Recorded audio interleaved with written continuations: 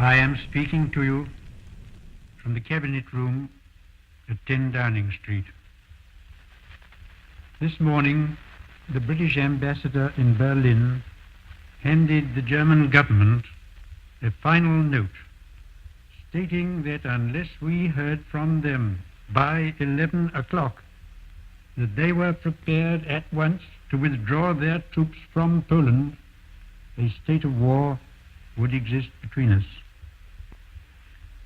I have to tell you now that no such undertaking has been received, and that consequently this country is at war with Germany.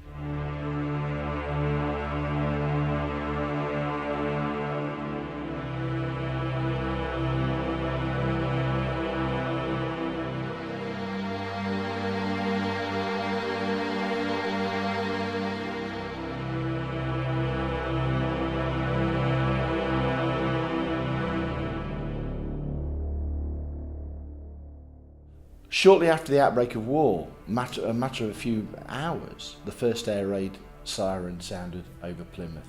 And during the course of the war, from September 1939 to May 1944, Plymouth was subject to repeated air raid warnings, many of which in fact turned out to be actual raids. In 1941, Plymouth was subject to particularly heavy attacks in March and April. This is what's known as the Plymouth Blitz. These are the period of heaviest attacks. And during that period, in March, the Germans attacked, particularly using incendiary bombs, which managed to gut most of the city centre of Plymouth. And in April, during a series of attacks, they came back again, this time using high explosive, to try and target what the firebombs hadn't managed to erase. In the Portland Square air raid disaster of the 22nd of April 1941, which is one of the sort of United Kingdom's largest civilian losses of life, what we have is a four-sided shelter. One side of that is struck by a German explosive bomb. That bomb destroys that shelter and most of the individuals who are inside it. What we have resulting from that is we have the loss of something like 76 lives. Some of them are service personnel, many of them are families. Barbara Cundy is one of the survivors who are actually pulled out of the remains of the Portland Square air raid disaster. In that terrible explosion, she loses 3 generations of her own family, siblings, parents, grandparents. It's a terrible experience, and she was one of the few to actually survive.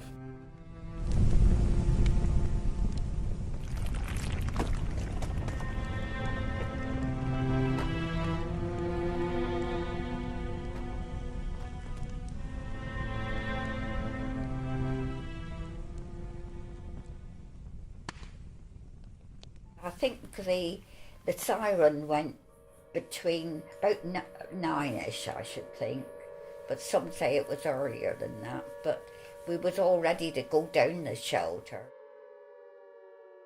It was quite a few steps to go down, and then once you got down there, it was sort of all like concrete inside, and all sort of different ways you could go. But before that, my aunt from down Plymouth and that, she came in and begged my mother to let us go with them out on the lorry out to the moors. And my mum said, "Oh no," she said, "I'm not doing that." She said, if we go, we all go together. And I can see her saying that now when we had just come home from school and didn't realise at the time what it was about, really. We all go together. I thought, well, you didn't think about being killed or anything.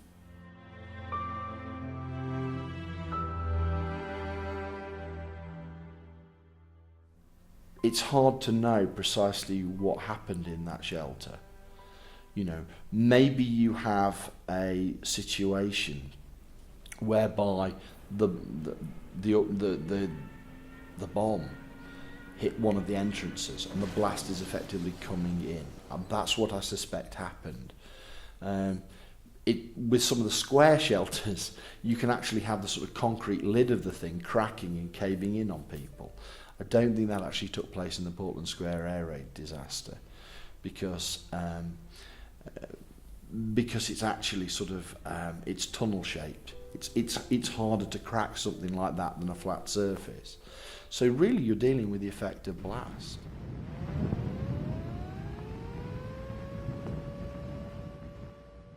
I sat next to my mum, and it got a bit, with the bombs and that dropping, and I started to cry, and my mum said, "If you make that noise, I'll take you home."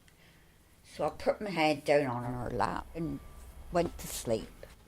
And I didn't know it, I didn't know nothing then until I sort of come around and I could hardly move.